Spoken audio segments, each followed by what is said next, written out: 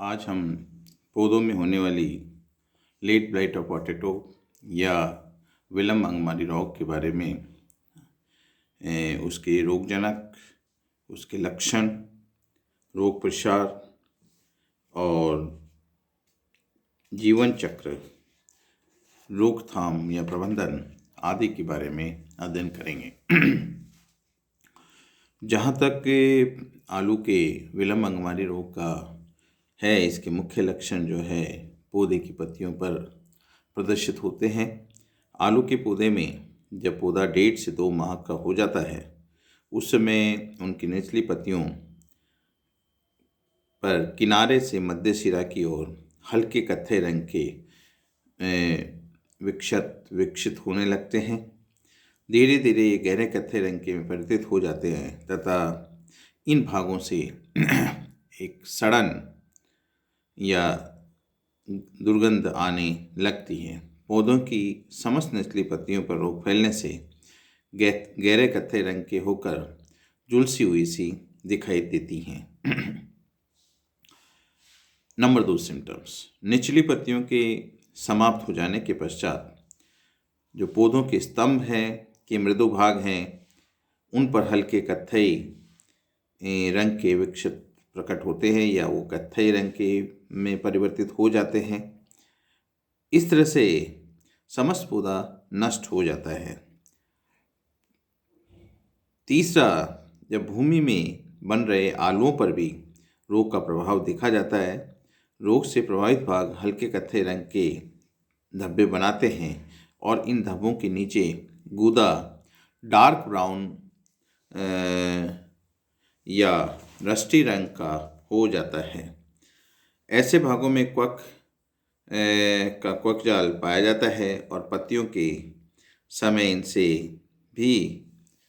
के समान इनसे भी जो है एक विशेष प्रकार की दुर्गंध आने लगती है। जहाँ तक इसके रोग का प्रसार है, यदि वातावरण में 90 से 100% तक आर्द्रता हो और तापमान 21 डिग्री के आसपास चल रहा हो, तो इस रोग के फैलने की संभावनाएं बन जाती हैं। और ये रोग प्राय जो है जूस्पोर्स के द्वारा जो है एक पौधे से दूसरे पौधे के अंदर फैलाया जाता है। रोगजनक का जीवन चक्र, ये एक पैरासाइट होता है जो कि शाखित, पठहीन, रंगहीन, सिनोसिटिक परंतु अंतरकोशिकीय देखा जाता है। मीन्स इसके जो कोशिकाएं हैं, 2 कोशिकाओं के बीच में जो है क्वकजाल होता है, अतः ये शुष्कांग बनाते हैं। जहाँ तक इनके अलैंगिक जनन का प्रश्न है, तो क्वक सूत्र से बने स्पोरेंजियोफोर पर स्पोरेंजियम का निर्माण होता है। इस स्पोरेंजिया की आकृति जो है लेमन शेप या पेपिलेट होती है और जिसके अग्रभाग पर पेपिला बना होता है।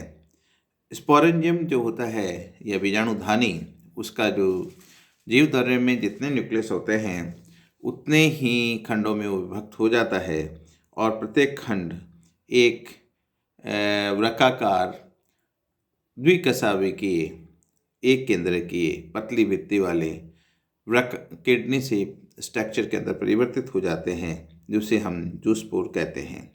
ये जूस्पोर पेपिला स्पोरेंजिया में नहीं जाके पेपिला से ट्रांसफ़र होते हैं और एक बार बाहर निकलने के बाद ये वाटर फिल्म में स्विम करके अपनी कसाबिकाएँ गिरा देते हैं और एंसिस्टेट या सुप्त जूस्पोर्स बन जाता है।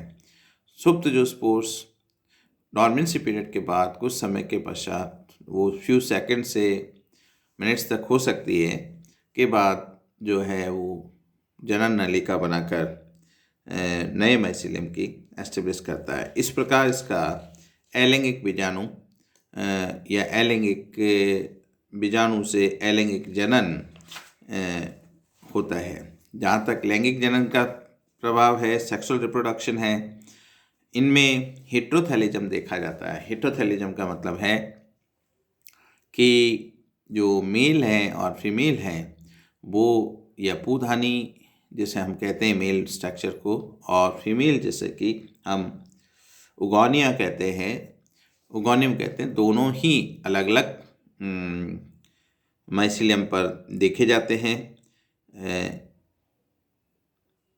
एंथ्रीडियोफोर जो संरचना है उस पर एंथ्रीडियोफोर एंथ्रीडियम परिपक्व हो जाता है, और जब एंथ्रीडियम परिपक्व हो जाता है तो उगोनियोफोर, वो क्वक्तंतु का भाग जिस पर आगे चल के उगोनियम बनता है, वो एंथ्रीडिया को भेदता है, पेनिट्रेट करता है, और जब बाहर की तरफ निकलता है तो एक गोलाकार संरचना निकलती है।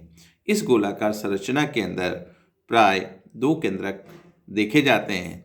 इससे ऐसा प्रतीत होता है कि उगोनियम जो उप्लाज्म की प्रक्रिया है, कैरियोगामी की जो प्रक्रिया है, केंद्रक संलयन की प्रक्रिया है, उप्लाज्म की प्रक्रिया है, वो यहीं, या प्लाज्मोगेमी की जो प्रक्रिया है वो यहीं संभव हो जाती है। यही वजह है कि उगोनिया के उप्लाज्म में 2 केंद्रक देखे जाते हैं। इसके बाद ये दोनों केंद्रक आपस में मिलते हैं और कैरियोगेमी कर लेते हैं। इस तरह से 2n नंबर बन जाता है, और 2n नंबर बनने के बाद ये मोटी भित्ति वाला हो जाता है, जिसे कि हम उस्पोर या निषेक्तांड कहते हैं। प्राय उगोनियल वॉल और उस्पोर के मध्य गैप पाया जाता है, रिक्त स्थान पाया जाता है। अनुकूल वातावरण में ये उस्पोर अंकुरित होकर एक अंकुरन नलिका बनाते हैं जो परपोषी में प्रवेश कर कवकजाल को स्थापित कर सकती है। अंकुरण से पूर्व इनका द्विगुणित केंद्रक मियोसिस से विभाजित हो जाते हैं, जिससे 4 अगुणित केंद्रक बनते हैं। कभी कभी अंकुरन नलिका वेसिकल को बनाती है, उसके अग्रभाग में फूलकर एक पुटी जैसी संरचना बनती है, जिसमें कि पूरा जीव द्रव्य स्थानांतरित हो जाता है, और जितने उसमें केंद्रक हैं उन सब केंद्रक के उतने भागों में विभक्त हो जाता है, विभक्त होकर जूस्पोर्स का निर्माण कर देता है। भारत में प्राय अलैंगिक जनन के द्वारा यह कारक के कारण ये रोग नहीं फैलता, बल्कि जो आलू है उसके अंदर जो माइसिलियम बैठा होता है वो प्राथमिक निवेश द्रव्य का कार्य करता है। जहाँ तक रोग प्रबंधन की बात है तो स्वस्थ बीजों का प्रयोग करना चाहिए। ऐसे आलू जहाँ पर ये रोग पहले आया है उस फील्ड से आलू का चुनाव नहीं करना चाहिए। बीजों के कटे हुए भागों को जब टुकड़े काट कर अगर बोते हैं तो उनको कॉपर सल्फेट तथा राख को 1:10 के अनुपात में मिलाकर उपचारित करके बोना चाहिए। जब पौधों पर 3-4 पत्तियां हो जाए था तो 1.5 से 2 माह के हो जाते हैं, उस समय उन पर 4,450 बॉडेक्स मिक्सचर का स्प्रे किया जा सकता है। इसी तरह से जो जितने भी मार्केट के अंदर कॉपर फंगिसाइड्स आ रहे हैं उनमें डाइथेनियम 40 उनका ब्लू कॉपर वगैरह का स्प्रे किया जा सकता है, या फिर जो बिस डायथाकार्बामेट के फंगिसाइड्स हैं जैसे कि डाइथेनियम 45, Z78 आदि का प्रयोग किया जा सकता है। आजकल क्योंकि मेटलेक्सिल ग्रुप का ओमाइसिड्स में आता है, इसलिए मेटलेक्सिल ग्रुप के फंगिसाइड्स सिडोमिल या एप्रॉन 35ST का भी स्प्रे और सीड ट्रीटमेंट आदि का प्रयोग किया जा सकता है जहाँ तक संभव हो, क्योंकि नाइट्रोजन की जो फर्टिलाइज़र है वो पौधे के अंदर ससेप्टिबिलिटी प्रॉननेस बढ़ाती है। इसलिए यथासंभव जो है पोटेशिक फर्टिलाइजर्स का अधिक यूज करना चाहिए, नाइट्रोजन फर्टिलाइजर्स की कम मात्रा यूज करनी चाहिए। ये यूँ कहिए कि हमें जस्टिफाइड यूज ऑफ नाइट्रोजन और पोटेश और फॉस्फोरस किया जाना चाहिए। इसके अलावा जो प्रतिरोधी किस्में हैं उन प्रतिरोधी किस्मों का भी प्रयोग करके रोग प्रबंधन किया जा सकता है।